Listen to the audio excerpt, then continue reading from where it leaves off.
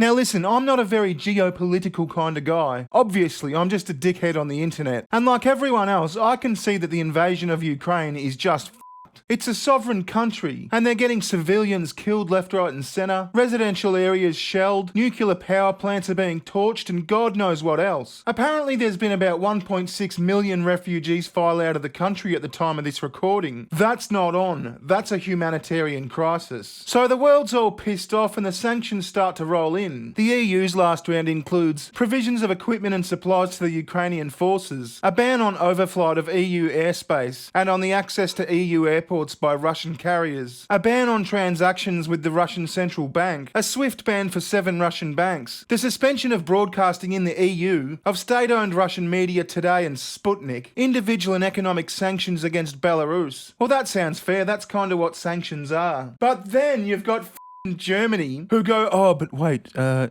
still sending the oil, aren't you? Yeah, we still need the oil. Which I can't really blame them for. I mean, Joe Biden has just banned Russian oil imports, and Americans are not happy. Maybe it wouldn't have been such a problem if he hadn't banned that Keystone or whatever it is pipeline from Canada. Now, as I said at the start, I'm not a very geopolitically minded sort of person. You're basically listening to an idiot talk about this, so take all this with a grain of salt. But you know the ones that really get me? Well, they're not sanctions, I suppose. It's the private boycotts. It's all this private boycotting going on. Like if you're a regular Joe just getting home from work in Russia and you go to start up your PlayStation for a nice game of some shit. Whoops, sorry sport, you can't do it because the PlayStation network has turned the tap off in Russia. I think that's a bit unfair. And if you want to sit on the couch and veg out to something on Netflix, guess what? You can't, because they've withdrawn their services from Russia. Suka, blah! But you know what you can still use in Russia is VirtualShield. Oh wait, you probably can't. They kind of just turned the switch off in Russia. Well, Cogent Communications did. They're a backbone provider that routes data across intercontinental connections. So your internet's not exactly turned off, but it probably will be pretty slow. Anyway, that was meant to be a lead-in for a VirtualShield ad. I got sidetracked.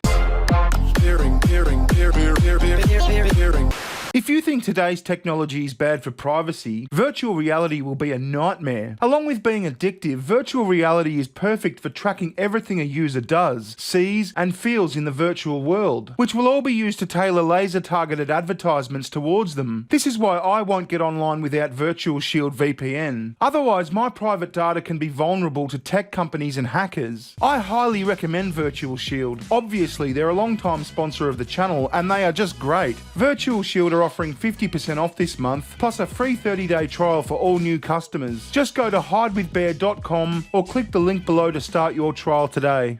So this is an article from all people, the Indian Times. It goes, viral image shows brands that have pulled out of the Russian market following the Ukraine invasion. As Russia attacked Ukraine, the world has condemned the Russian President Vladimir Putin's actions aggressively. From citizens of Russia and the world, along with governments of other countries and brands, everyone has expressed their disgust with the Russian authorities' actions. When it comes to brands, several of them have stepped in to protest against the ongoing aggression against Ukraine by Russia by stopping their sales in Russia. Now a viral image has surfaced on social media which shows the number of brands that have boycotted the Russian market, fully or partially, since the invasion. Okay, so here is that diagram. You've got Adidas, Adobe, Amazon, AMD, whatever the f*** that is, Apple, Audi, the BBC, BMW, Boeing, BP, Carlsberg Beer, Chevrolet, Coca-Cola, because you can't come home to a nice cold Coke, Dell, DHL, Disney. Again, you can't pop your toddler in front of the TV and go about your business. Don't you know there's a war on in Ukraine? Dropbox, Etsy, EA. What else have we got? Intel, Instagram, HP, Harley Davidson, Ford, Google, Facebook.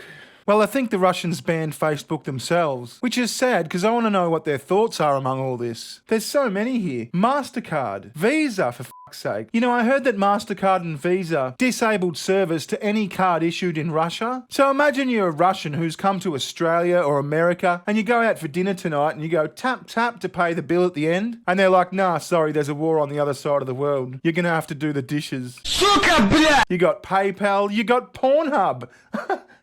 I mean, are they going to go through Pornhub and get rid of the actual porn videos with Russian chicks in them? That would be an interesting job. What else you got? TikTok, Warner Brothers, Volvo, Spotify. I mean, I guess I understand some of the car ones and stuff, and like phones and stuff like that. And look, maybe some of the financial stuff. Those sort of things could help the Russian war effort, I guess. But I mean, what are you going to run into the Ukraine and play the enemy out with your favourite song on Spotify? Yeah, I think this is a bit much. And then there's other countries boycotting Russian products. So like I was at the bottle shop the other day and the vodka section looked pretty bare for some reason, because it turns out they're taking Russian vodka off the shelves. Look at these Americans pouring their vodka down the gutter. I'm led to believe this brand isn't even Russian. But anyway, to sum up, war in Ukraine, super bad, sanctions, super good. But like I said, I'm a dickhead. I probably don't know what I'm talking about, so call me a dickhead in the comments. Anyway, I've been Bearing. I'll catch you in the next one. Ta-ta, goodbye.